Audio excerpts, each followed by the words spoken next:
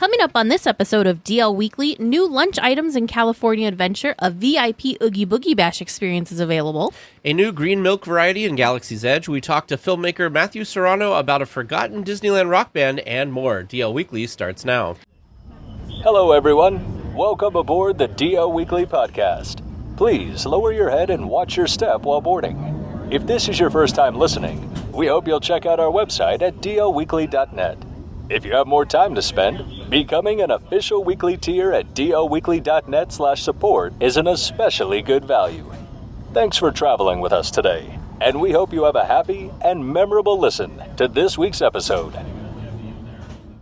Well, hello and welcome to this episode of DL Weekly for the week of July 10th, 2024. I'm Teresa Urban. And I'm Tag Bushman. We'd like to thank everyone who supports the show. This week, we'd like to give a special shout out to Tammy C. for becoming a new weekly tier, and to Lynn P., Chrissy A., and Stephanie S. for continuing to support the show. If you'd like to help support the show and get ad-free versions of each episode, head on over to DLWeekly.net/support and become an official weekly tier. Now let's get to the news. Extra! Read all about it! DL Weekly reports from intrepid correspondents Tag and Teresa. You heard it here first, ladies and gents. Breaking news! A new lunch menu is coming to a central restaurant in Disney California Adventure. Starting July 12th, Carthay Circle Restaurant will add these new items to the prefix lunch menu, which is only available Friday through Sundays. The first entree is a ginger and soy glazed tri-tip, followed by pan-roasted shrimp and grilled chicken meatloaf. One of the new starters is the green garbanzo beans fritters and a Greek-style salad. The menu is priced at $59 plus tax for adults.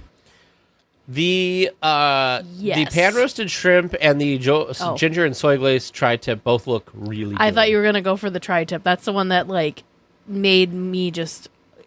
That's the one. Of the three, that is the one that I would order. 100%. Go for the meat option. I love the steak. I always go for the steak option. I'm not a big seafood person. Chicken... The problem with seafood, and I'm seeing that with these photos that we have linked in the show notes as well, is that we have, a steak is a decent piece of steak, but then you get to the shrimp and there's 4 shrimp on this, and I'm or 5 shrimp maybe, and I'm like, come on, you could put more than 5 shrimp on here. I do like the bed of, vegetables that the shrimp comes out. That looks delicious. But I'm really curious about the soy ginger glaze. I'm really curious about the soy ginger glaze. Or ginger and soy glaze on that. It sounds like it'd be great. Tri-tip steak. Yes, it does. I also think those fritters look really interesting. The green garbanzo beans fritters. It looks like there's maybe pomegranate seeds. That does look like pomegranate. With it too. Yep. And of course, you know me. I love a good salad. And man, that Greek style salad looks so fresh and just refreshing. It's not a wedge salad though. I feel like not a wedge salad. You're a wedge salad girl. I do enjoy wedge salads. That is very true. Well, there's a new milk in town in Star Wars Galaxy's Edge. For a limited time, a special green milk with Clatoine patty frog eggs is available at the milk stand. This version has the standard green milk mixed with the strawberry puree and blueberry popping spheres. The new version is $9.49. Okay, so I don't remember I think the last time I had blue or green milk was the first time we were in Galaxy's Edge, which was back in 2019. I have not had any of the concoctions from the milk stand since then. This, however, I'm really hoping that this is still sticking around in August because I have this I really want to try this for some reason. There's something about this. I don't know if it's the weirdness and how these two things kind of mix but don't really mix in the layering, but the flavors also sound really like they'd mesh well together. So I think I need to try this. The Disney food blog said that they liked it because it felt more like a smoothie, which my biggest problem with the milk has been it kind of has that it leaves a film, not a film, but it leaves a coating in your, and I don't appreciate that part. But if it was kind of more smoothie maybe it would be better. I don't know. I'm not a huge green or blue milk person. I do think green is better than blue in general, and I like strawberries. I think the blueberry pearl things could be really cool. Mm-hmm. I would definitely give this one a shot, and hopefully it elevates it to a spot which would make it more appealing to me.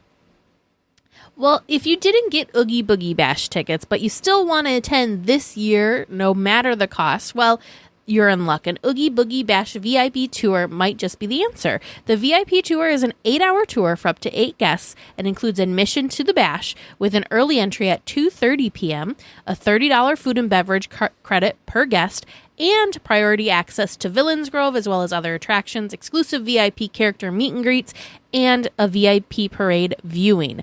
The price ranges, however, start at $7,500 up to $8,500 depending on the date that you go. So, first of all, I don't feel like I've ever heard of a VIP tour for any other after-hours party that they've done. I think you can request it's not something that they advertise, but Sure. I think you've always been able to request a VIP tour into parties, but it's not like this, where it's kind of this special little package deal. Yeah. It sounds interesting. It's a lot of money. If you're looking to have like the ultimate Oogie Boogie Bash experience, this is it.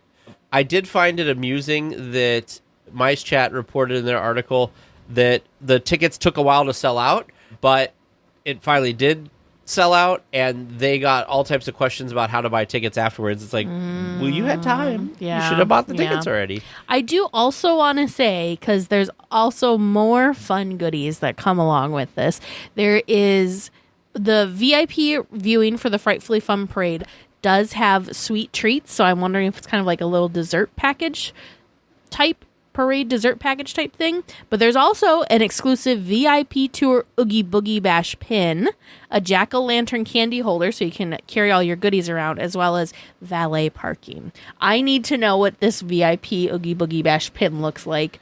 I feel like it looks I just know it's going to look amazing. But it's a very expensive pin. I don't think it's worth $7,500. But it's a very expensive pin. I'm still curious what it looks like, though. We've like mastered Oogie Boogie Bash at this point, so I feel like spending $7,500 for us and 6 of our friends would not be a good use of our money, I would say. However, you do get the VIP access to like the character meet and greets. Sure. Which that's a big deal because we did not actually go meet and greet with Minnie, Daisy, and Clarabelle last year that were dressed as the Sanderson sisters, because that line can get a little crazy and a little ridiculous. So if you could skip those lines, and if you're a character person, you want to hit up all the treat trails, you want to hit up all the characters, you want to do literally all the things, this is probably the only way that you can ensure to be able to do that, because some of the lines, if you're not timing things exactly right, it can be a little crazy. The treat trails are always wonderful because they keep moving, and even if you're not in like front having a direct interaction with the character, it's really fun to watch all of the other interactions that people are having, versus it's not really that exciting to watch other people get their pictures taken with characters. Yeah. When you're waiting in those lines, and those lines don't seem to move along as quickly. Plus, you're not being given candy when you're waiting in those lines. That's true. Well, Disney Vacation Club members will have a new location to hang out in Disney California Adventure soon. The Golden Vine House will open soon, offering DVC members complimentary Mickey Mouse ice cream bars, coffees and breakfast treats, Wednesday wine mixers, and character opportunities on select dates and locations, because there's also some DVC stuff that goes along with this. This was what the Golden Vine Winery and the Blue Sky Cellar used to be in California Adventure, by where you would go to the Magic Key Terrace now.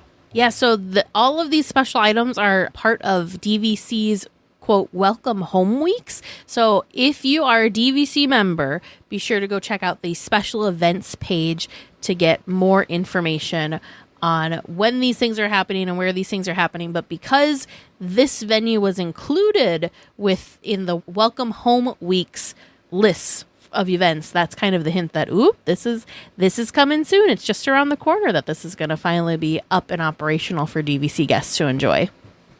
Again, it's another one of those experiences where I'm like, I'm not a DVC member, but this would be really cool to have as a DVC member. I do think, and DVC members, please write in. Let us know if we're wrong. I do think members are allowed to bring guests in to these areas with them. So if this is, so maybe we're not DVC members, but maybe we have a friend that is, so we can go check out the space and see. Otherwise, it is kind of like a a private little retreat. We did get to go to the Star, the one that's above the Starcade. What is it called? The one that's above the launch Star bay. View? Is that what it's called? The Star View Lounge? Something like, yeah, that sounds right. We did get to go see that one, and it's kind of like this quiet little bubble, and like great place to go just to kind of relax and unwind. They had complimentary snacks and drinks for the DVC members. We were just there just to we didn't take part in any of that. We were just there to see the space, and first of all, the space is really, really cool because they've got all sorts of throwbacks to OG Tomorrowland in there, including things from the archives that are on display. Yeah. But I could see how this would be a really nice perk for DVC members to be able to kind of escape the heat, escape the crowds, and recharge. And if you are not a DVC member, but you would like to become a DVC member, I did notice, I got an email about this today, so I was kind of looking at it quickly, but you could save up to $9,500 on your membership with a summer offer. So if you become a member between now and September 30th is when they're running these deals. Depending on how many points you get and stuff, there's some savings that you can get for this. So if you are interested in that, please go ahead and look into that for those different areas. In fact, one of the big places where you can save money is the villas at the Disneyland Hotel, which I was surprised because the price per point of the villas was more than the price per point than Alani, which I was like, wow. Because Alani, I think, was $225 per point, and the villas at Disneyland were $239, I want to say, when I was looking at it. So, because they're if you want to take advantage of these welcome home things, it's a great time. They're running some deals on it. If you go to Disney a lot and you stay on property, I've heard that it can be a good deal if that's your normal run. Magic Explorer is ahead for a mishap that happened during Fantasmic. During a recent performance of Fantasmic, Mickey's pyrotechnics in his gloves went off prematurely when he was going up the stairs to get to the landing where he normally goes off. We're talking about where the fireworks shoot out of his fingers. No cast had reported injuries, but it is interesting to watch Mickey kind of lose control of his magic. But super thankful that no one was hurt. This could have been something like really awful and scary, especially since it feels very recent. We had the big pyro mishap with, of course, Murphy, our beloved dragon.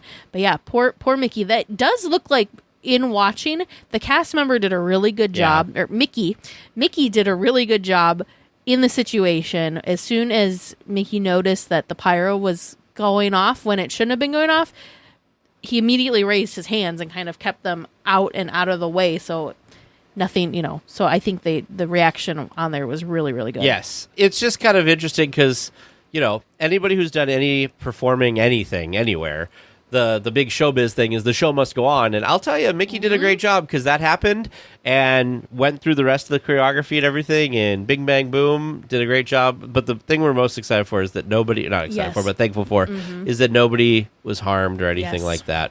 So that's great. One last thing we wanted to talk about for this week is this huge D23 Ultimate Disney Sweepstakes with fantastic prizes. So and boy, they're not kidding. No, D23 members can enter to win a bunch of different things. Teresa said that she signed up for 6 of these things. I have not yet because the browser's being weird. I'm trying to sign up for 12 of them. And that's not even all that there is to offer. No. There are, of course, I should have known. 23. There are 23 different prize packs to choose from. We will not go through every single one of them. We will make sure to have a link in the show notes so you can register to try and win one of these fabulous What are you excited for on here? What do you think is one or two of the best things? Okay, so the Disney Treasure Maiden Voyage, I think, is huge to be able to win that. The Maiden Voyage on any of the new ships, of course, is going to be very, very spendy if you were to pay for it out of pocket. But this prize pack includes a 7-night Disney cruise aboard the new Disney Treasure. You get a stateroom with up to 4 people that you're allowed to bring, including you. Of course, you get all of your meals are included, which is typical of a cruise, but your onboard gratuities are all taken care of for you. Taxes, fees, and port expenses also taken care of.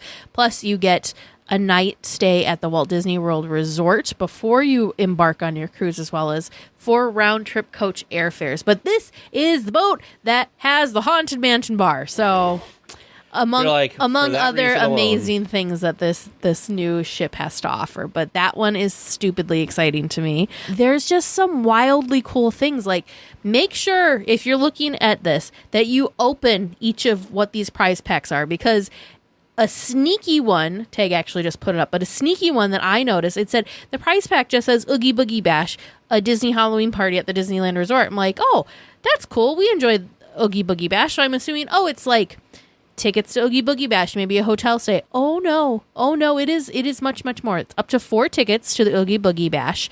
Plus, you get one of those amazing VIP tours for the Oogie Boogie Bash VIP tour for your bash night.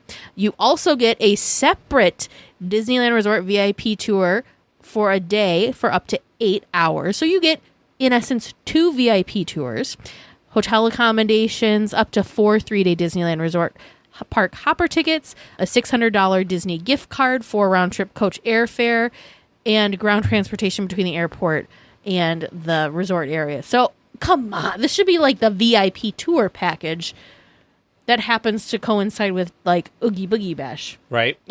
The other one that I thought was really cool was at 21 Royal. You get a dinner for the winner and up to 11 guests at 21 Royal in Disneyland Park. For those of you who do not know, 21 Royal is what was going to be Walt and Lillian's apartment above Pirates of the Caribbean. For a while, it was the Disney Gallery, and now it has turned into, it was the Dream Suite for a while, and now it is the 21 Royal Restaurant. You get up to 12 Disneyland Resort 2-day park hopper tickets and up to 12 $500 Visa or MasterCard gift cards to be used by the winner for each guest to help defray cost of travel.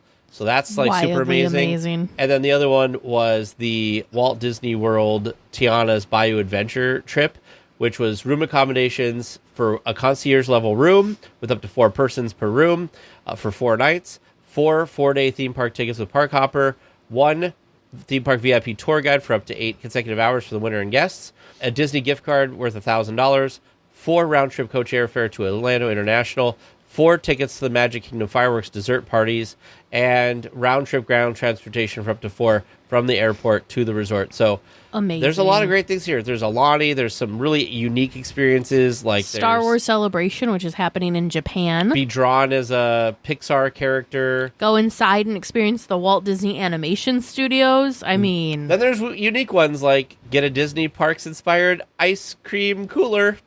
you know That's an what? interesting There's one. something for everyone. That's here. what I'm You could saying. even be drawn into a Marvel comic, and there's like all these like. There's Way of Water, Avatar: The Way of Water screening and tour, Disney on Broadway, a trip to the world premiere of Disney's Mufasa. It's wildly cool, wildly cool. So if you're a D23 member, please go check this out.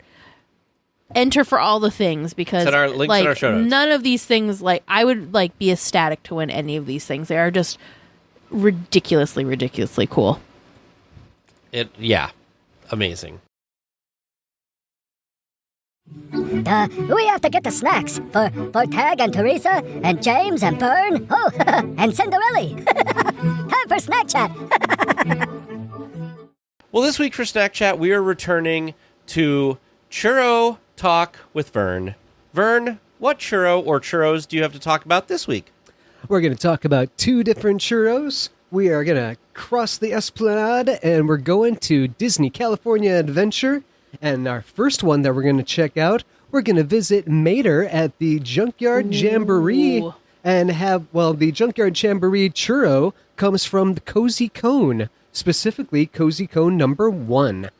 The Junkyard Jamboree churro has espresso sugar and a generous pouring of dark chocolate sauce, and then it's covered with M&Ms, sour gummy worms, and a mixture of other candy. They call it the gravel is what they pour over it. And the dark chocolate sauce is the motor oil that's been poured over. Doesn't that sound appetizing? I mean, it's in theme. Yep. So it is very themed. It is very much junkyard themed. And I found it absolutely delightful. The espresso sugar with the dark chocolate sauce, and then the blending with the M&Ms and the sour gummy worms. I was skeptical. I looked at them and I said, sour gummies with dark chocolate and espresso, is that going to be too much? But I felt that the flavors really blended together really well. I could see that this particular churro for many people could be a little too rich. It was a lot of flavor all at once, and there was a lot of dark chocolate to it. But personally, for me, I'm giving it a solid 8.5 to 9 out of 10. I would definitely try it again. I was going to say, Teresa, you tried this one too, right? And you really liked it? I did. I was not sure of it because when Vern first walked over with it, I'm like, that's a lot. There's a lot going on there. I feel like this is going to be like sweetness, sugar overload. And somehow it wasn't. Actually, the chocolate sauce / motor oil was pretty, this is going to sound bad. I don't mean for it to. It was really kind of like, it was really thin. Like, I don't want to say watery, so but it wasn't like goopy. Yeah, it wasn't goopy. It wasn't, and it was just like a hint of chocolate sauce. It wasn't like in your face chocolate sauce, if that makes sense. It wasn't too rich. And I don't know if it was maybe the espresso sugar that kind of helped cut with the sweetness, but I really also wasn't understanding how sour gummy worms and chocolate was going to work because I felt like that was too much. Just going to be like clashing flavors, but it worked. This was wildly surprising, and I feel bad because you and James were doing something and we ran over to grab the churro and we had demolished it before you guys had even gotten over there, so you didn't even get to try it. I mean, that sounds like an amazing churro. So good. Like, it was very surprising. What was it called again, Vern? That is the Junkyard Jamboree churro, and if you want to try it, just head over to Cozy Cone #1 over in Carsland. Okay. Oh yeah, here it is. I just wanted to see like a visual of it again. Huh. That one has even different, like the photo you just found has different stuff than what ours had. Ours had M&M's, sour gummy worms, and there was like this random chocolate, what looked like a feather. Yeah. That was part of it.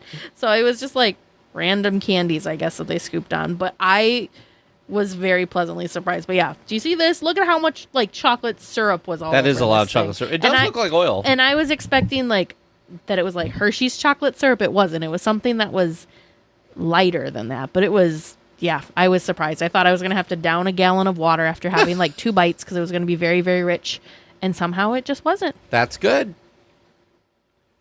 Are we doing one churro this week or two? Nope, we're going to go for a second one. Okay. Yes, so we're going to leave Carsland and we're going to head over to Terran Treats over by Guardians. We're going to have the blueberry cheesecake churro. This one was rolled in cinnamon sugar and drizzled with vanilla and blueberry syrup and topped with a lemon streusel. For this, the blend of flavors with the spice of the cinnamon, with the sweet of the syrups, and the zest of the lemon, all of that paired together just excellently. There was the softness of the streusel kind of offset with the crunch of the outer of the churro, and then you had the gooiness and the syrup, and I mean, all of that just kind of making for a texture medley going on. Personally, I found this one to be delicious. I'm going to give that one also a solid 8.5 to 9, maybe even a 9.5. I mean, it just had like, it was a blackberry pie almost, or, a blueberry pie kind of going on for me. And I really very much enjoyed it and will definitely try again. This one was brought to you as we were in line because I went Yes. over to get a cosmic cream orb, which I have a thing for. I don't know why. And I was like, oh, there's a specialty churro here. I have to get this for Vern. Mm-hmm. So that's good. I'm glad. It's colorful, too. It has like some yellow-ish kind of topping on it that I thought made it look really nice. So it was good, and the yellow. So the yellow topping was like the lemon crumble, and it really wasn't overly lemon. The lemon had a nice like blend to kind of cut a little bit of the sweetness from the blueberry sauce. I really liked this one too. This was actually breakfast for Vern and I one day. So we enjoyed this churro and then went on Guardians of the Galaxy, and it stayed. And down. it was really good. Where did you rate that one again, Vern? I gave that a between 8.5 and 9.5. I mean, it's a solid, delightful. If you like a blueberry pie, if you're into fruit pies, if you like a blueberry pie or a strawberry pie, that type of pie experience, it really did just.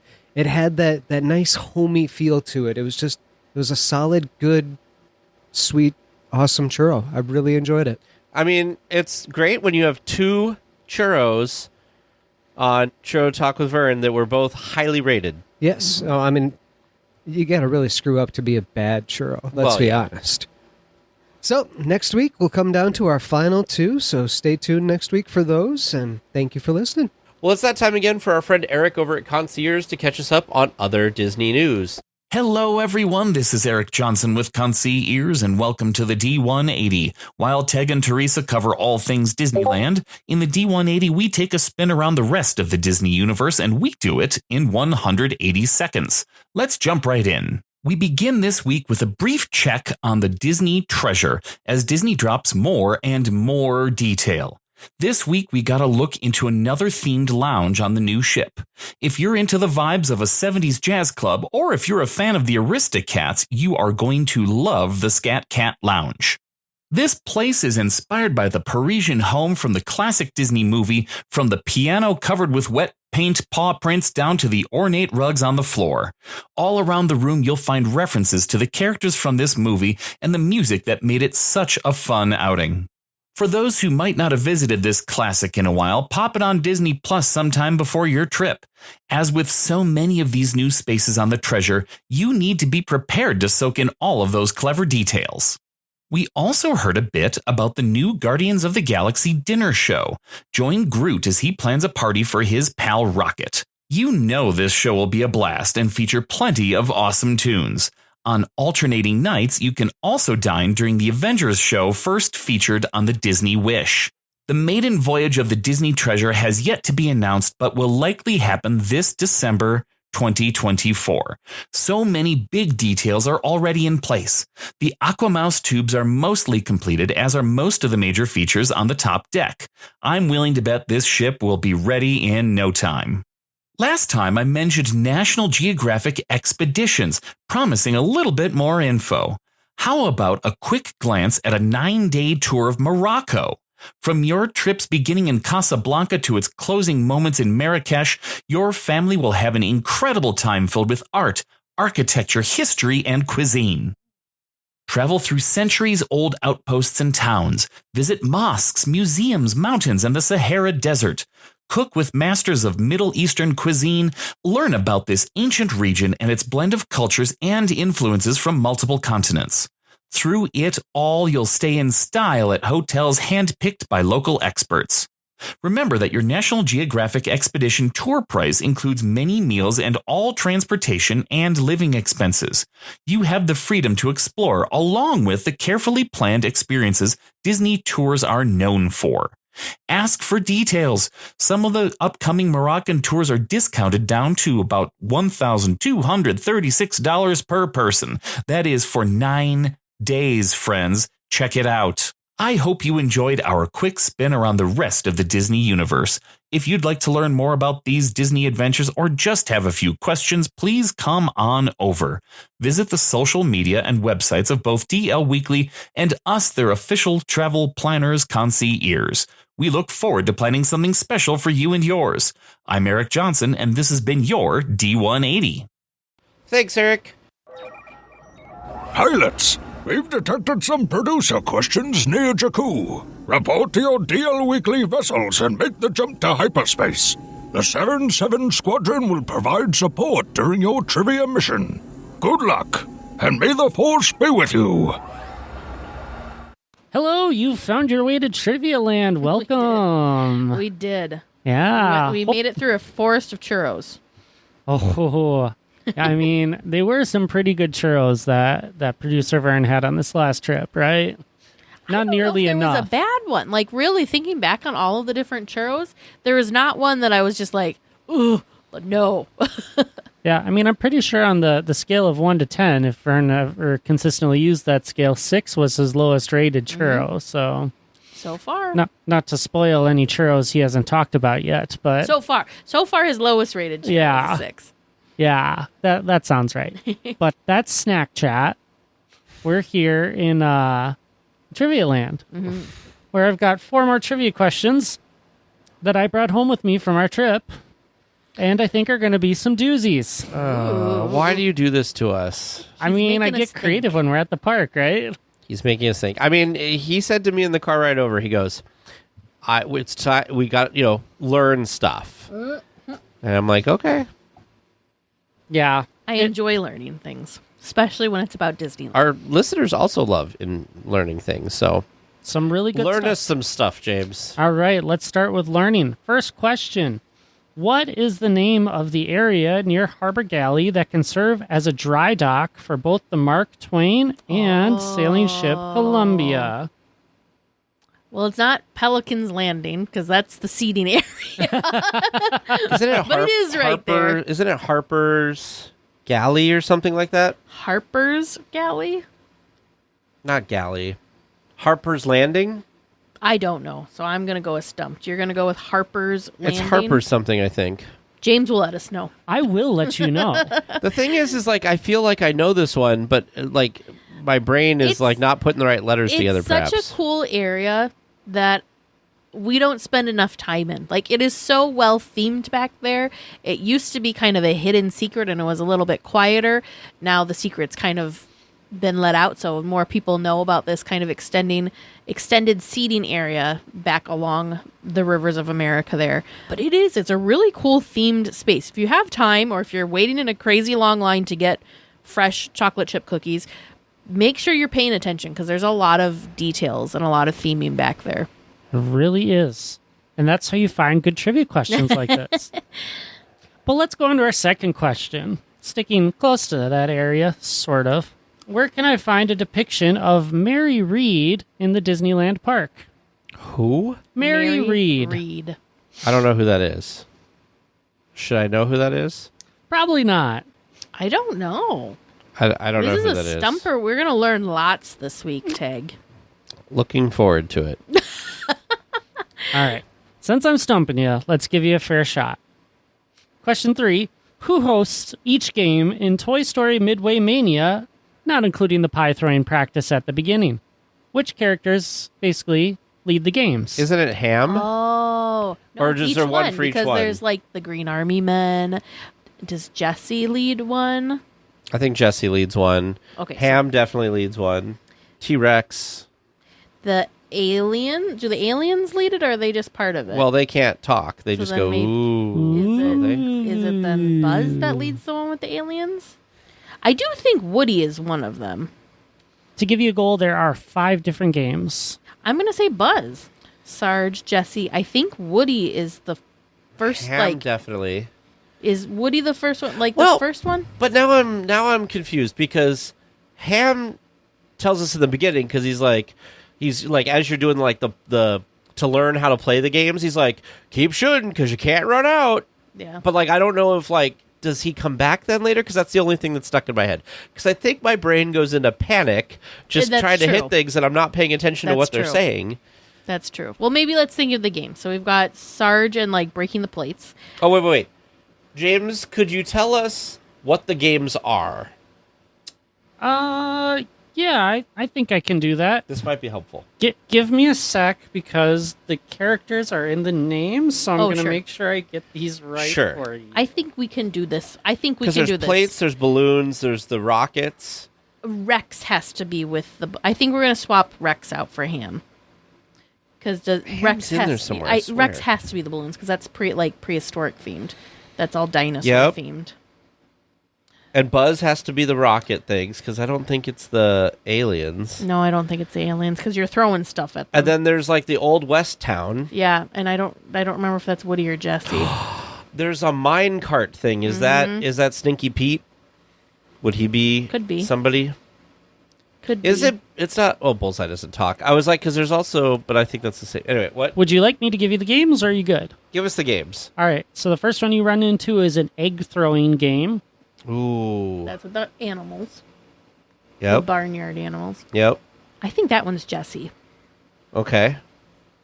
You sure it's not Ham? Because he's literally a barnyard animal? Okay. The second one is a dart throwing game. And that's the one with the dinosaurs, so I think that's Rex. Okay. The third one is a baseball throwing / plate breaking. Okay, and that's definitely Sarge. Yep. Yeah, because it's got the little stars on it. He's like, break that plates. These ain't your mama plates. I can't remember what all it is that he says. Iconic voice line. He's really yelling at you during that. Yeah. one. The fourth one is ring toss. That's the Rockets. Yeah, I think that might be Buzz. Okay. And the fifth game is the suction cup shooting game. I don't know. Perhaps that's Woody. Or it's Prospector Who did you Pete. say the first one was? Is it Jesse for the egg toss? I know Jesse is talking to you during one of these. Are you sure Jesse isn't the one that's doing the darts and Ham is not the farm animal one? So you don't think Rex is part of it? No, Rex is doing the dinosaurs. I'm talking about because you're at the beginning where you're throwing eggs at the farm animals. Yeah. That's Ham. So what I'm saying is Jesse's this last thing. It's not Woody. So it's Sarge, Ham, Rex, Buzz. Yeah, I'm going to go with Jesse, Rex, Sarge, Buzz, and Woody. Okay. And our last question is a cast member costume question. Ooh, Tag's favorite. I just love cast member costumes. I know you do. We're keeping this one nice and simple. They're wearing fluffy white button-up shirts covered with a brown vest.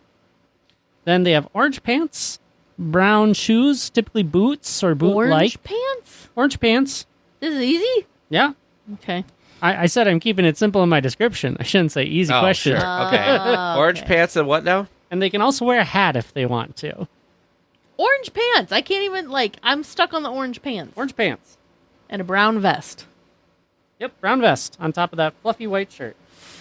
Fluffy. Like puffy or like fluffy, like furry? Yeah, like puffy. Like puffy, okay. I'm like, I don't remember any fur costumes. And I would feel very bad for those cast members, so that'd be very, very warm. Orange pants. Is it... Wait. Say it again.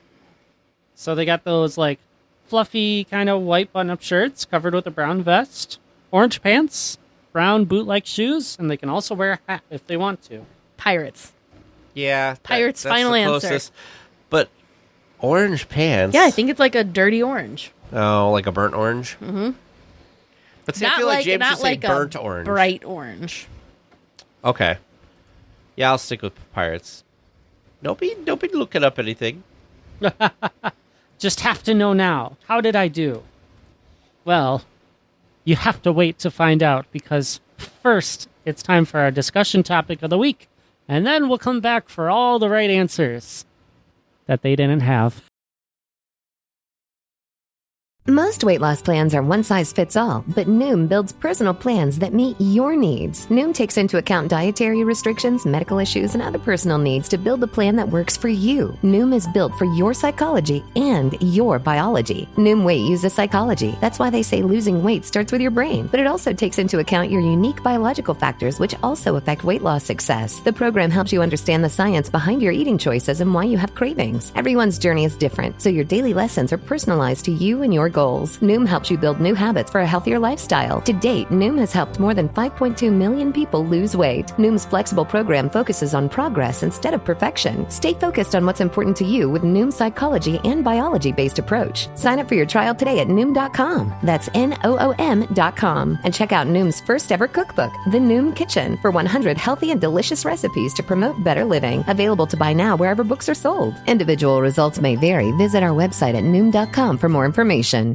Shopify is the global commerce platform that helps you sell at every stage of your business. Shopify is there to help you grow. Shopify helps you sell everywhere, from their all-in-one e-commerce platform to their in-person POS system. Shopify's got you covered. Shopify helps you turn browsers into buyers with the internet's best converting checkout, 36% better on average compared to other leading commerce platforms, and sell more with less effort thanks to Shopify Magic, your AI-powered all-star. What I love about Shopify is how no matter how big you want to grow, Shopify gives you everything you need to take control and take your business business to the next level. Shopify powers 10% of all e-commerce in the U.S., and Shopify is the global force behind Allbirds, Rothy's, and Brooklinen, and millions of other entrepreneurs of every size across 175 countries. Plus, Shopify's award-winning help is there to support your success every step of the way. Because businesses that grow with Shopify. Sign up for a $1 per month trial period at shopify.com/Westwood1. All lowercase. Go to shopify.com/Westwood1 now to grow your business, no matter what stage you're in. Shopify.com/Westwood1.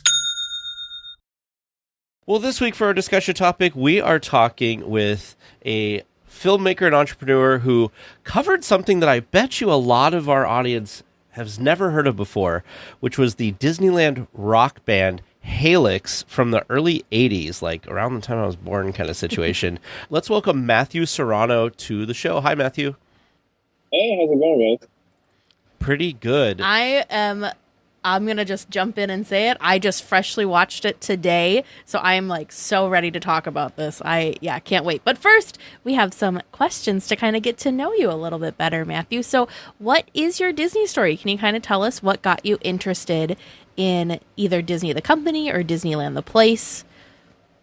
Yeah, I've always been a fan of Disney. It started off with my parents collected like all the Disney VHS tapes, and then it took me to Disneyland. And I think what really cemented it is I remember there was one night we had this like childhood friend family, like, you know, that situation when your parents are like friends with like their parents, and then you become friends with the kids kind of thing. Like there was this one family that we would always hang out with.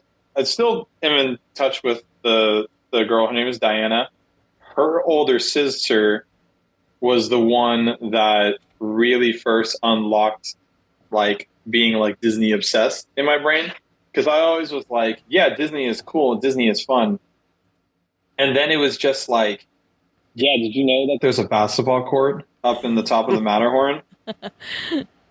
Hey, did you know that you're actually not going backwards on Indiana Jones? Or you know, like it just like it just kept going on and on and on and on and on. She just like started telling me all these things, all these secrets and stuff, and literally like my brain was just like what?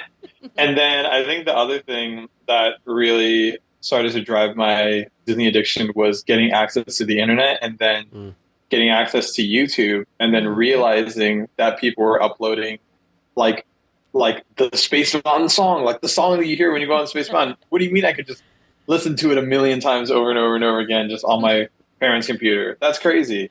I think that is definitely the beginnings of my addiction, for sure. You're bringing back some memories for me, because my Disney addiction, Disney addiction started like when I first went to the park, but when I got internet, I remember this was around the time, this was dial-up days. Parents, kids, if you don't know what that is, ask your parents.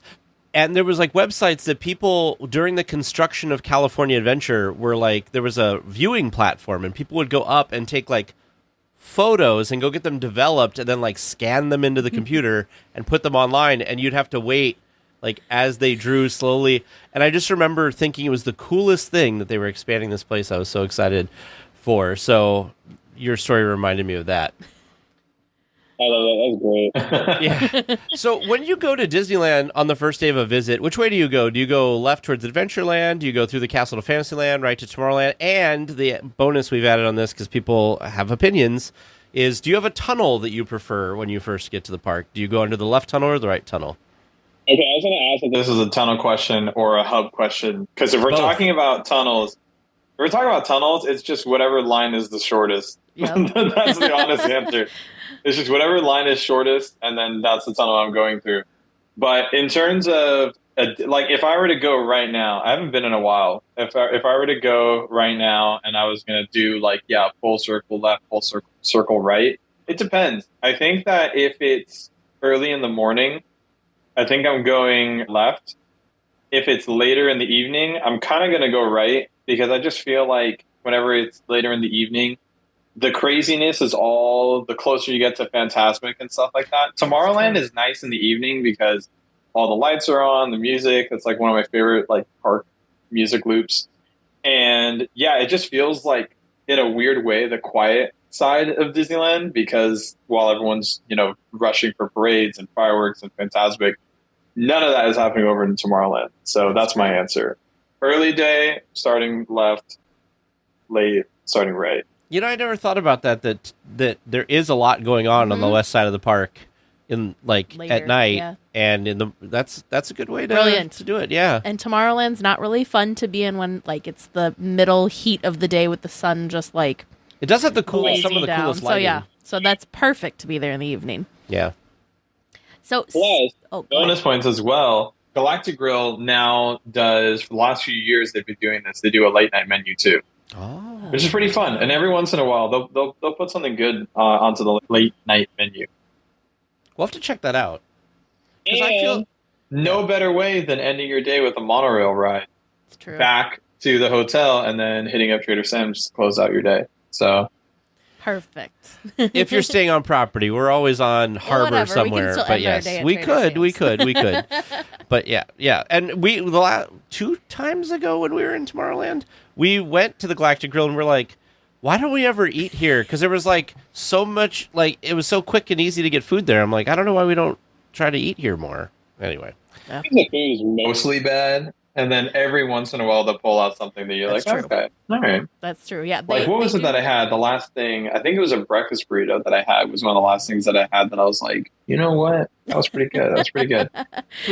They do, yeah. I would say they're kind of regular menus, not very exciting, but they do well for the, I don't know, seasonal or the holiday type menus. They get good stuff in for that.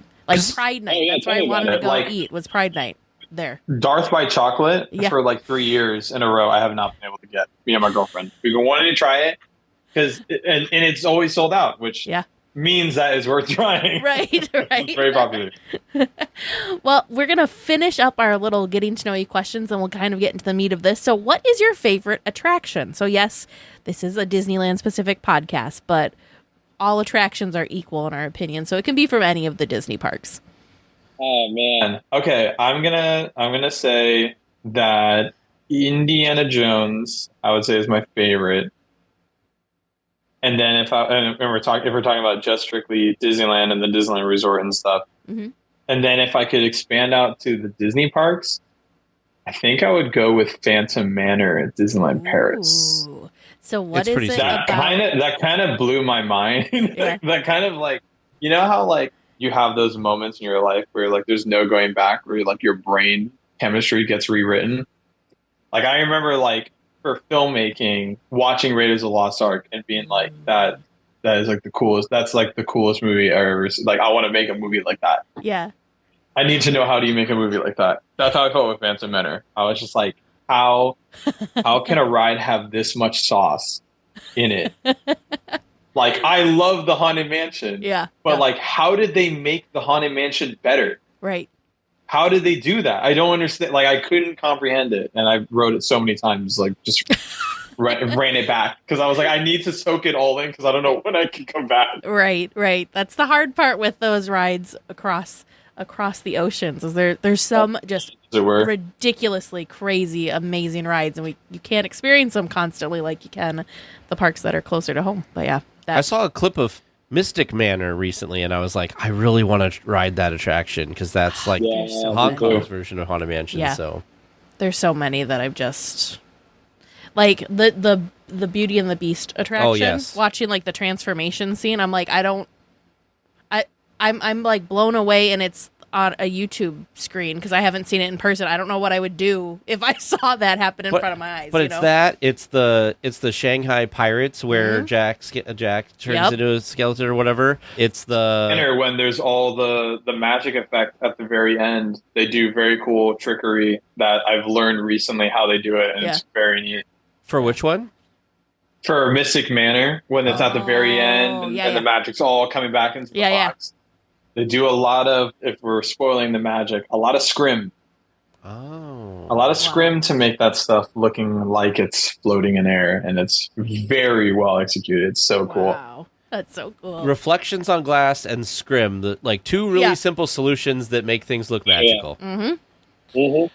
Well, to get into it, how did this project come about? I think we should start there So before we get into that, I just want to let everyone know, Matthew has done multiple Disney deep dives. The first one we're going to talk about, though, is because of how this is perfect because this is Bambi's book is like threads, right? So when we talked with Bambi Moe back a few episodes, she just kind of casually mentioned that there was this rock band in Disneyland. It was like space themed. We're like, excuse me? Like, we feel like we know all of the Disneyland things. How did we not know about this? And she's like, oh, there's this really great documentary, whatever. So fast forward this last couple months when we were at the barn, Bambi was there, and she happened to introduce us to Matthew was the director for this amazing documentary that is on YouTube. Don't worry, there will be links in the show notes. So we're going to talk about Halix, and then we're also going to get into some of the other documentaries that you did for other Disney things too. I just think it's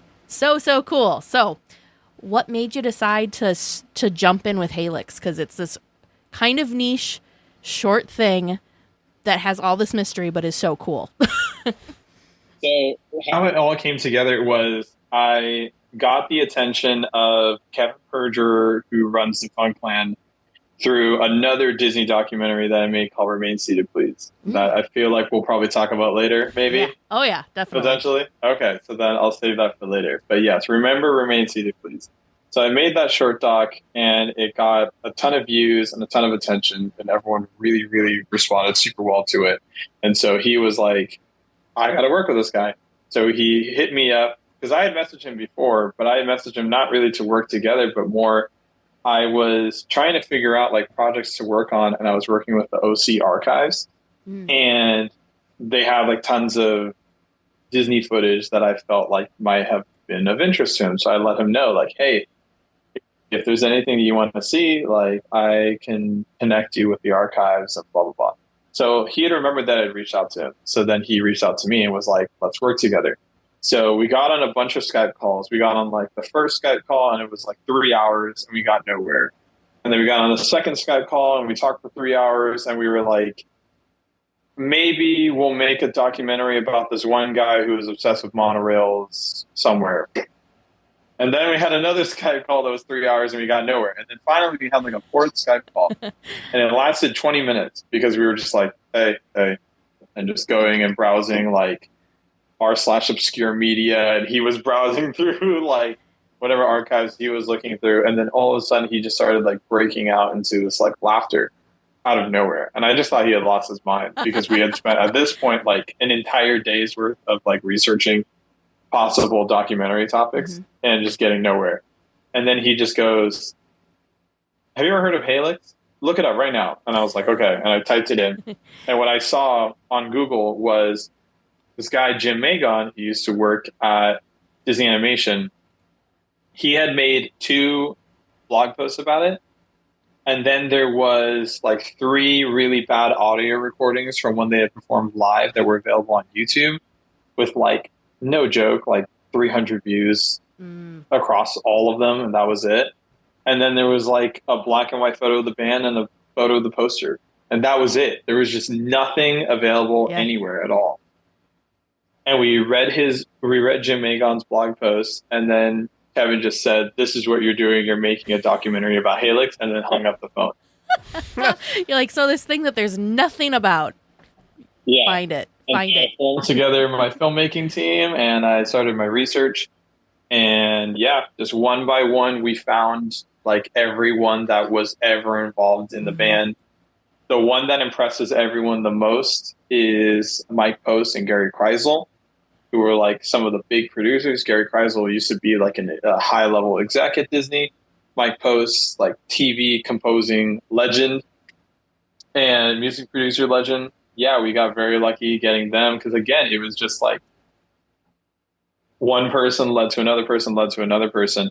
I think how we got Gary was actually because of Bambi, and it was because she was at Comic-Con in 2019, and she was on a metro, subway, cable car, some situation. Yeah. She was on something.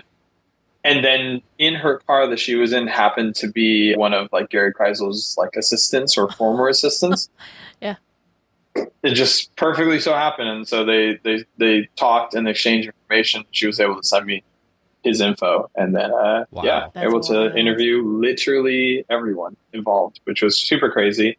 And then on top of that, the other crazy thing was the fact that we had saved this thing from being lost to history forever, because pretty much everything that you see in the documentary, we all found from, it was all from people's personal archives. Yeah. And these are all people that had no plans on uploading any of these things or saving any of these things or scanning any of these things in.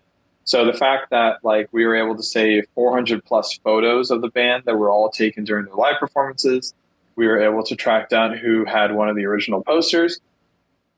We were able to track down not one, but two performance footages of the band and song demos and even concert art. And then the other crazy thing is that since the documentary has come out, people have done their tracking and sleuthing to find things.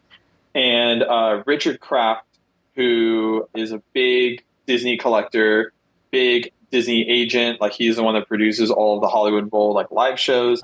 He's Danny Elfman's agent as well as Alan Menken's agent. Dang. Oh, wow.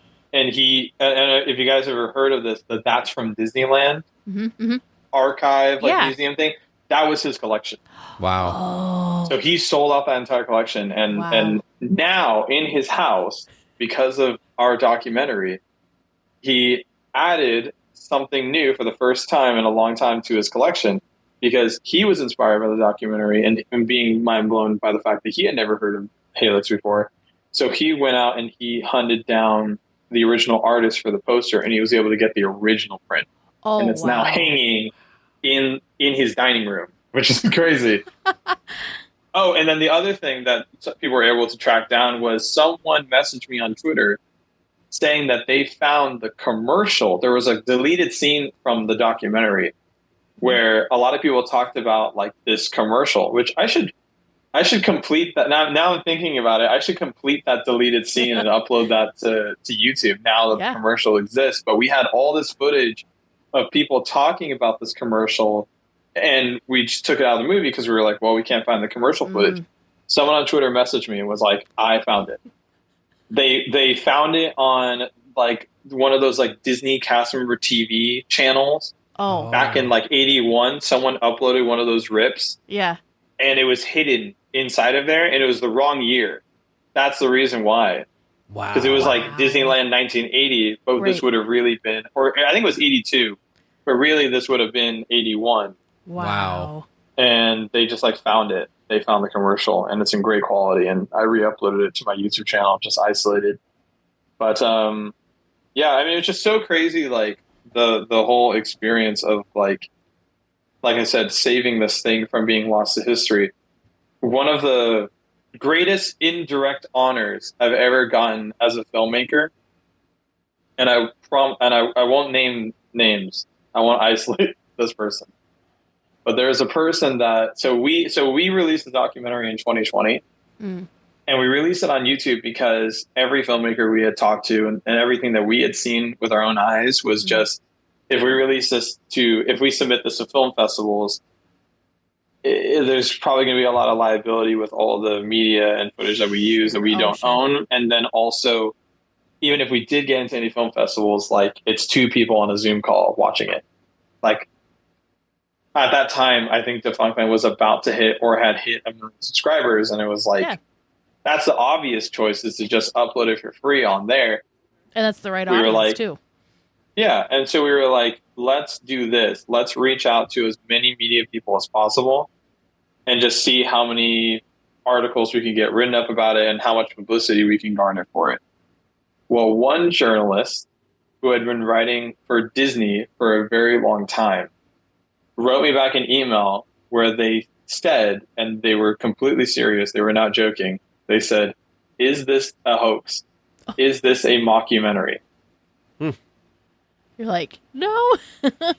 And again, I have to stress, they were not joking. Yeah. Because then I found out, I don't know, hopefully she won't be mad by me saying this. I found out from Bambi, who found out from someone who was on this email thread, that journalist then went ahead and emailed every single contact that they had in every single branch of the Walt Disney Company. Wow. Oh. Showed me the thread, and it was this massive thread of like Disneyland archives, Disney archives, Walt Disney Studios, Walt Disney Home Entertainment, Disneyland, Disneyland Entertainment, Imagineering. Like, I can go on and on and on. TV, like, it hit everyone. And every time it was, I have no idea what that is. I'm going to pass you along to this person. I have no idea what this is. I'm going to pass you along to this person. And then finally, it went back to the Disney archives again. Mm-hmm. And some guy who had been at the archives for way longer than the first person was like, yes, I went into our like system and I typed in Helix. Because if you just like went about into the archives and searched about it in any other way, like you wouldn't find it. Yeah. Like it was like only something that he was able to find if going into his system. And they were like, okay, we can confirm this is real. This was real. And this is what we have. And you want to know what Disney had after all of these years?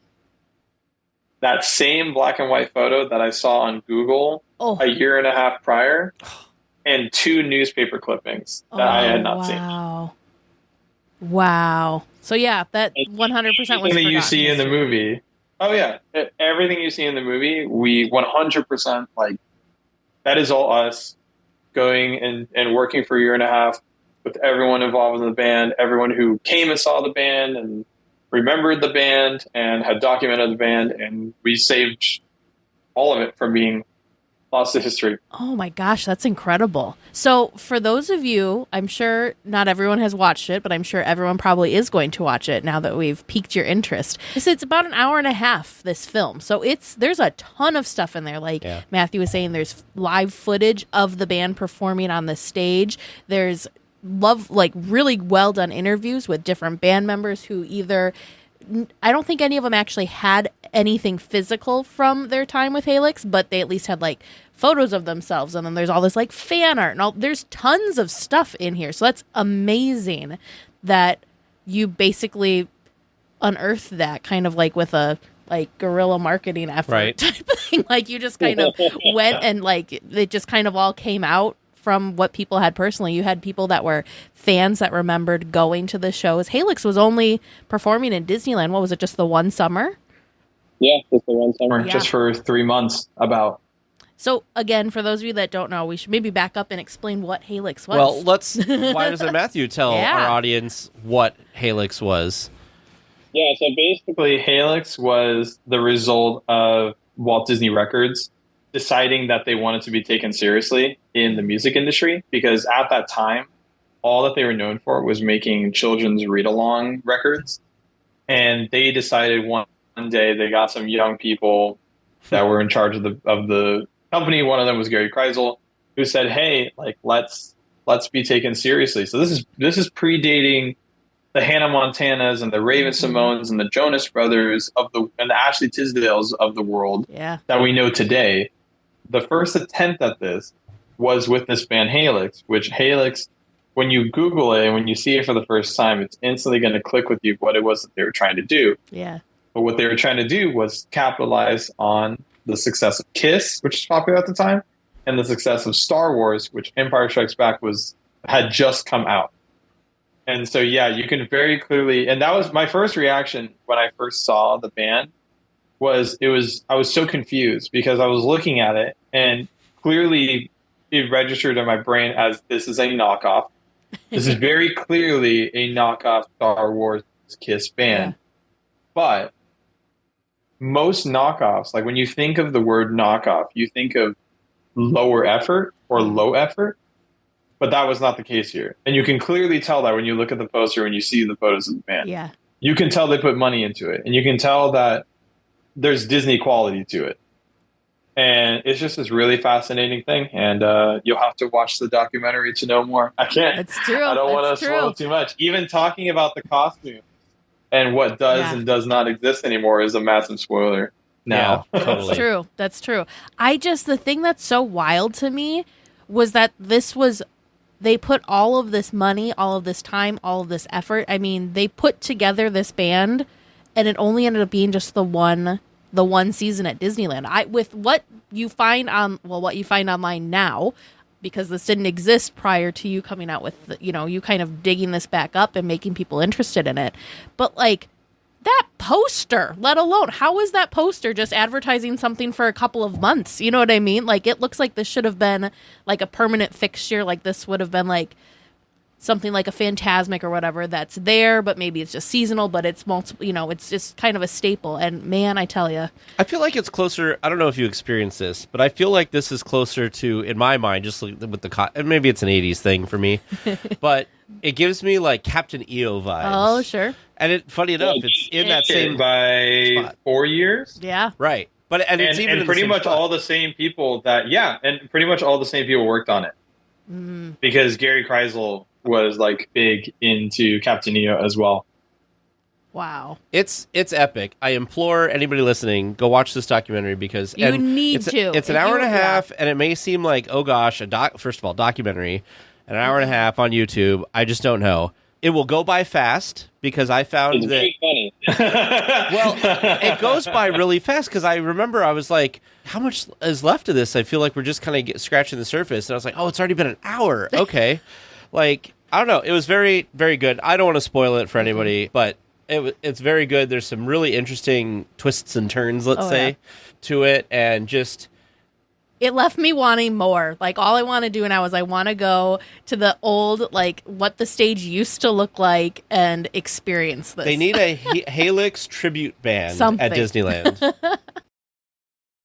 Most weight loss plans are one size fits all, but Noom builds personal plans that meet your needs. Noom takes into account dietary restrictions, medical issues, and other personal needs to build a plan that works for you. Noom is built for your psychology and your biology. Noom Weight uses psychology. That's why they say losing weight starts with your brain. But it also takes into account your unique biological factors, which also affect weight loss success. The program helps you understand the science behind your eating choices and why you have cravings. Everyone's journey is different, so your daily lessons are personalized to you and your goals. Noom helps you build new habits for a healthier lifestyle. To date, Noom has helped more than 5.2 million people lose weight. Noom's flexible program focuses on progress instead of perfection. Stay focused on what's important to you with Noom's psychology and biology-based approach. Sign up for your trial today at Noom.com. That's Noom.com. And check out Noom's first ever cookbook, The Noom Kitchen, for 100 healthy and delicious recipes to promote better living. Available to buy now wherever books are sold. Individual results may vary. Visit our website at Noom.com for more information.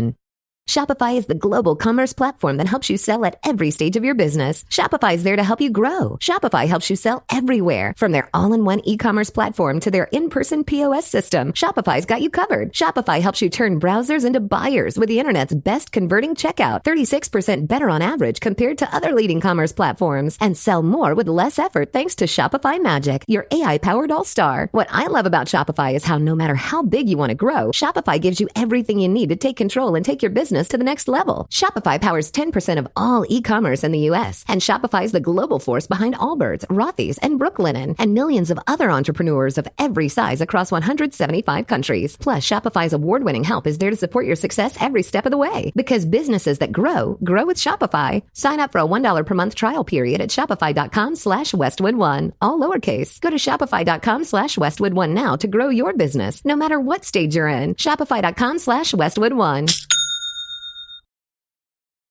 And it's crazy because, like, I have, like, such a rare, cool honor of it's because of me. Like, if anyone knows what this band is, it's because of me. That's wild. And that's such a crazy, wild concept because, like, no one else can really claim something like that about anything.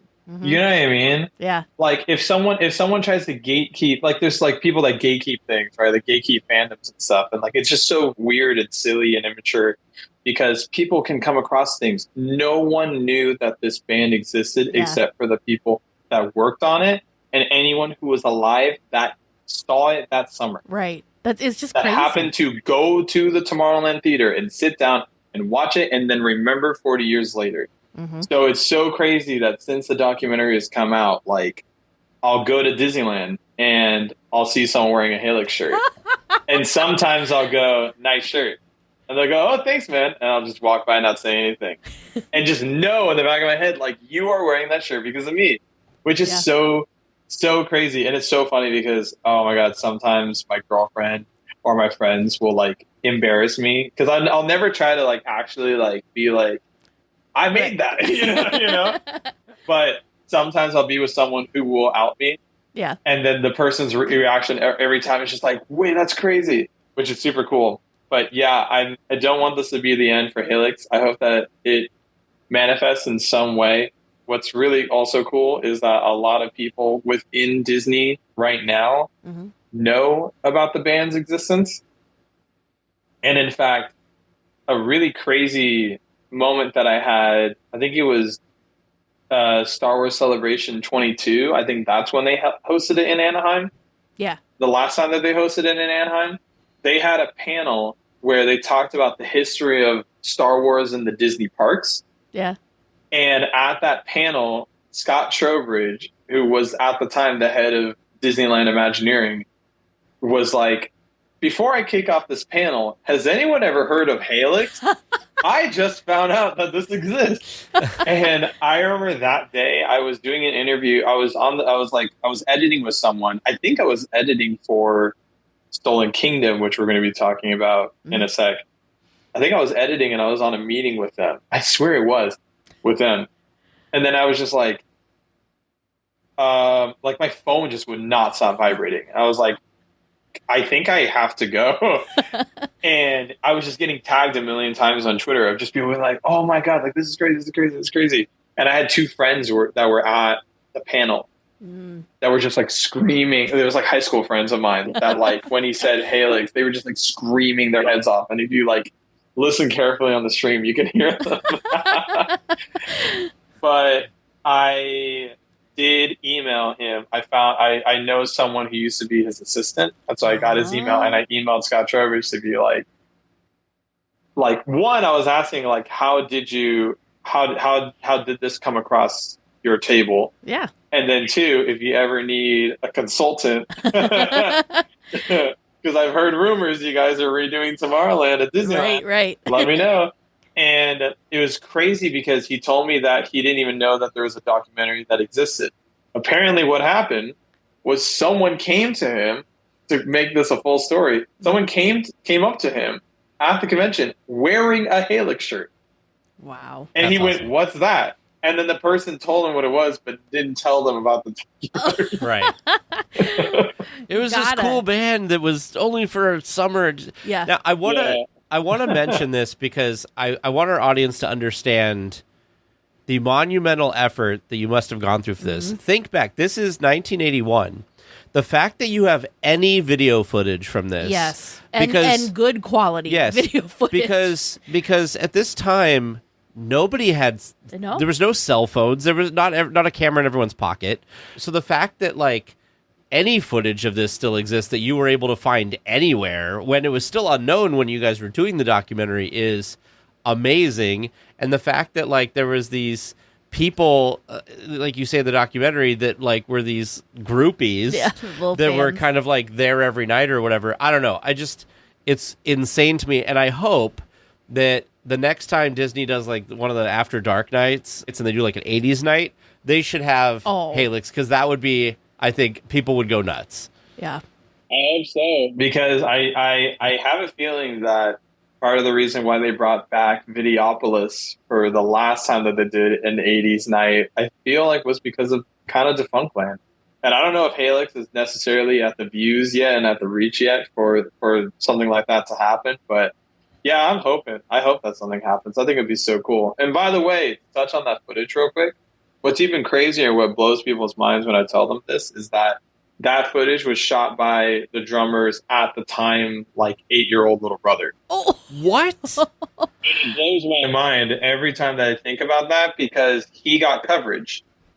Like, he shot the first set mostly in wides, and then he zoomed in and got close-ups during the second set. Wow. And held a steady hand with a freaking high 8 camera. Yeah. It's just like, it blows my mind every time that I think about that. Like, when he told me that, I was like, what? And also the most nervous I've ever been in my life was the week where I waited for it to get developed and sent to me. Wow. It's just nerve-wracking. Yeah. And I literally like teared inside of the like where I got it developed, and the person was like looking at me so confused. I had like no idea the significance. of what they had just scanned in. You're like, dude, you don't even know, Yeah. like, what this is gonna do. That's just why I just can't. But like, that's amazing. That's really amazing and really important that you guys found this and that you kind of brought light onto it, and like you said, kind of made sure that this didn't get forgotten to history, because that's just wild. But I mean, when you realize, well, it was just like, it was a super cool thing, but it was just the one summer. So yeah, I could see how that could easily have been lost, because it wasn't really that long, but man, was it cool. I do also want to commend you, because yes, this is on YouTube. However, don't think like you're watching a normal YouTube video. It's a documentary. It's a documentary, yeah. And you guys did such a good job with this. Like, this is something that you could easily see like on Disney Plus. Like, it's it's a very high caliber, and it's so well done. I was on the edge of my seat. I felt all the feels. I was sad that I never got to see Helix perform. I was also very sad seeing footage from what Tomorrowland used to look like, and that we don't get to experience that version of Tomorrowland. That's another thing, is like the space stage never gets like coverage at all in any like Disney media, any other like documentaries that people have made, and that was really cool too. Man, that was like a 4-month process to go through like every single family home video that was ever uploaded to YouTube ever, to see if I could find any footage with Helix in it, which I didn't. Yeah. But then also, while I was searching, I was like, oh my gosh, I'm actually like piecing together some of the only space stage footage that exists. Yeah. Which is wild. Man, I mean, I get why they changed the theater, but it looked... Space Mountain was the backdrop for what this theater was originally. It was an open-air theater, and yeah, just how cool. You probably have no idea, but I'm just going to ask you anyway. How many hours of footage did you watch to pull together what you did for this, would you say, if you had to guess? I mean, like I said, like 4 months was like just dedicated to like just going through space stage footage. Wow. And just going through home videos to try and find anything of the band. And that was like 4 months. Like almost every night I would like from like 11 p.m. to like 2 a.m. or 3 a.m. just like skim through just YouTube video, nothing. Next one. And I was like going through the years. So I like started in like 76. And the other frustrating thing too was like, I knew I had to search in a wide range of years, because just like with what happened with the commercial, I was like not surprised at all that the commercial was mislabeled. I knew, I was like, if someone uploaded Helix footage, it's probably mislabeled. And I appreciate you talking about the fact that yes, it is a documentary. Mm-hmm. And that is what we do at the Fun Clan. We make documentaries. We do not make videos, Yeah. That we did not make videos and get nominated for a Peabody that way. But I'm not going to take that credit. That's all Kevin. Kevin got his Peabody, not me. But the Helix documentary we were able to raise over $15,000 on Indiegogo. Wow. Which really helped a lot with the production and especially the post-production, because one last quick story before we move on from Helix. We shot our final interview, and it was with the gentleman who had the Helix poster. Oh, yeah. That was our last interview. And when he stood up, when we were finished with the interview, he stood up and he looked at his phone and he said, "This just in, Disneyland to close due to the COVID-19 pandemic." Oh. So literally, literally the most insane timing ever. Wow. I guess we're going home and not leaving. And so pretty much all of post-production was just all of lockdown. Wow. One of lockdown all until August of 2020. Wow. All those months later. It was all in lockdown. Yeah, the timing, it could not have been more perfect. It was wild.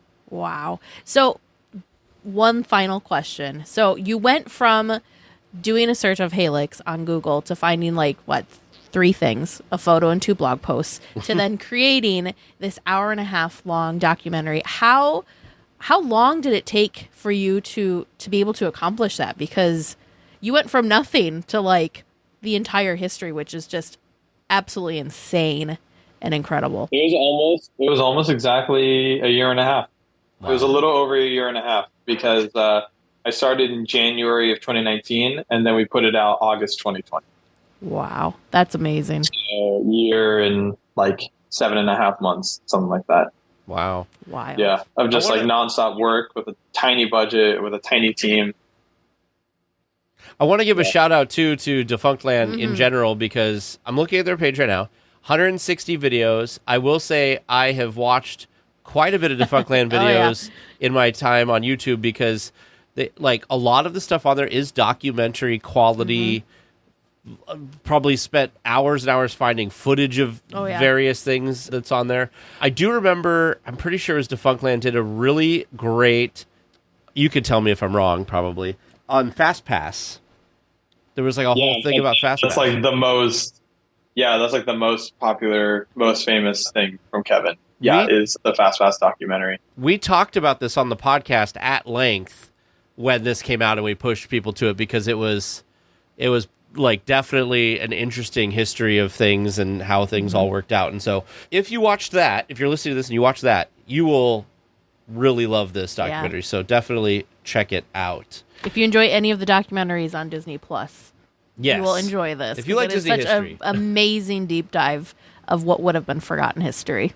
Well, hey, Weekly Tiers, we just wanted to let you know our next meetup is just around the corner, almost just over a month away.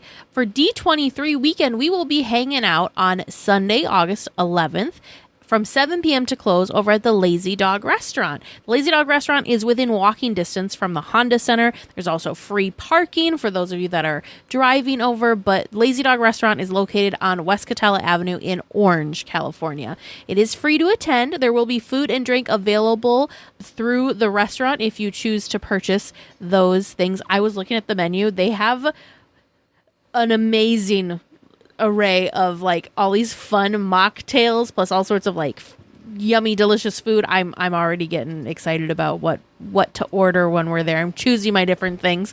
Of course, I'm looking at the mocktails first because you know me and specialty drinks. But anyways, another big exciting thing too is a special guest will be there as well. Imagineer Terry Hardin and her crew are also having a meetup.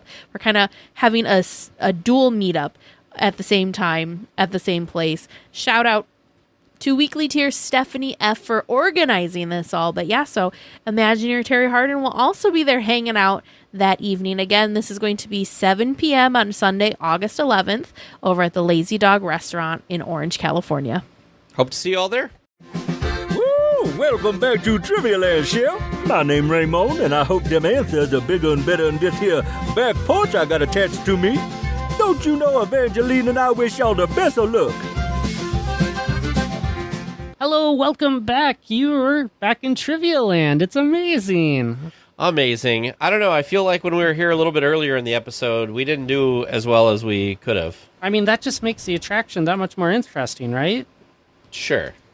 Let's learn some stuff. Yeah. All right. My first question of the week was, what is the name of the area near Harbor Galley that can serve as a dry dock for the Mark Twain and sailing ship Columbia, affectionately known by Walt as Joe's Ditch, but we will call it today Fowler's Harbor. Fowler's Harbor. Oh, Joe Fowler, Admiral Joe Fowler. dang it. Who was responsible for getting Disneyland constructed. Oh, Accomplished man. so much. Did he also go and help in World?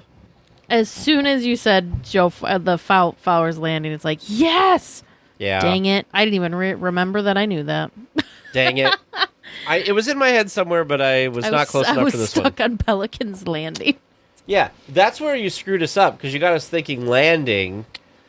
I'm here for you. That's cruel. It's all thanks to our trip on the canoes around the rivers that I saw the word Fowler's Inn up on the thing, and I'm like, what on earth is that place? And wow, that was a great history to learn. He really had to fight for that dry dock. I don't know if you know this. Walt was like, not a chance. Really? Yeah.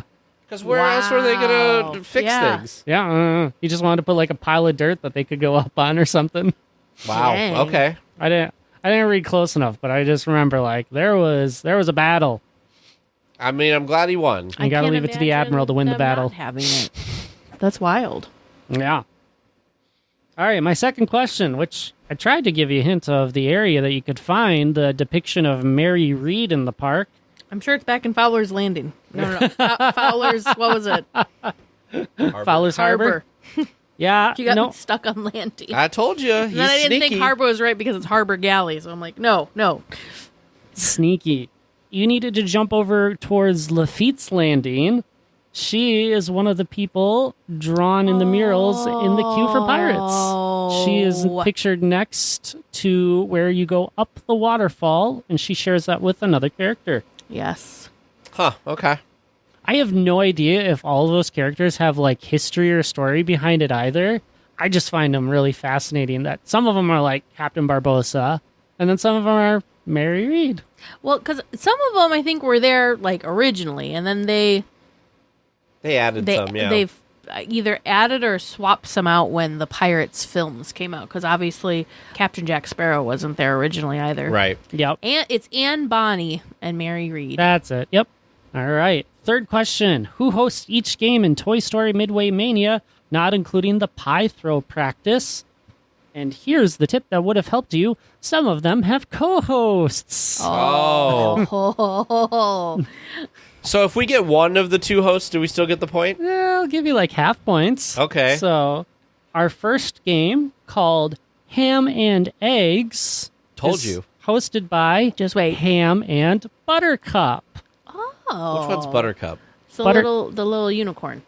Oh. Right? Yep. Some of these characters and stuff were added just ahead of the Toy Story 3 release. Oh. So technically they were spoilers of characters to come. Okay. Our second one is Rex and Trixie's Dino Darts. Rex and Trixie. Trixie, because that's the female dinosaur. Yep, that's a little Triceratops. Yeah. That one replaced Bo Peep's Balloon Palooza or something. Oh. Like Balloon. Okay. So that's where we got that one added in there. The third one, well, you knew that one. It's Sarge hosting the Green Army Men Camp one. Teresa Nice. Teresa Good job. apparently has nightmares of break those plates. Yeah.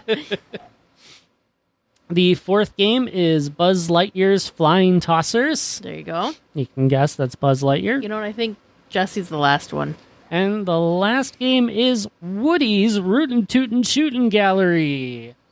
Jesse shows up early in the pie practice to help you out. Oh, Jesse's in the pie practice. Okay. And I think she does show up with Woody's as well, but not technically listed on that one. So, because I think she might be one of the people who yells at you to just keep shooting. You're almost there. That's what I'm like. I remember she's like yelling at you. You're like trying to. I'm dying. My arm, it hurts. And my final question for you was a cast member costume. White, fluffy button-up shirts covered with a brown vest, orange pants, brown boot-like shoes. They can wear a hat if they want to. You're on the right track for getting on a ship, but you got on the wrong one. You should have boarded the sailing ship Columbia. There you go. Which I got to ride for like the first time this trip, and I thought those costumes were awesome. Oh, James. So definitely took note of those. Well, the good news for you two is I'm almost out of new notes from the trip, so it's going to be up to the listeners to stump you, along with whatever research I get inspired for. So maybe good news for you, or maybe bad news if you like learning new stuff. But either way, listeners, if you want to help out, send producer Vern and I some trivia, just head to our website, dlweekly.net/trivia. Well, we will be back next week with more Disneyland news and information. Until then, go out and enjoy the parks. And a special thank you to Sidel for editing the podcast. Please remain seated until the podcast comes to a complete stop and the doors have opened. Then collect your belongings, watch your head, and step carefully from the episode. On behalf of all of our crew, thanks for traveling with us, and we hope you have a happy and memorable visit here at DL Weekly. Hey, it's Michelle Beadle. That's right, the Michelle Beadle. You're welcome. You love talking about sports. I love talking about sports. You know the only thing cooler than talking about sports? Sports! sports. And right now, all your favorite sports are on Sirius XM. I'm talking every NFL game, every game from the NBA, NHL, MLB, every NASCAR race, golf major conference college sports, and all the top games in the WNBA. If it gets your heart pumping, it's on Sirius XM. To start your free trial of Sirius XM today, visit SiriusXM.com/believe.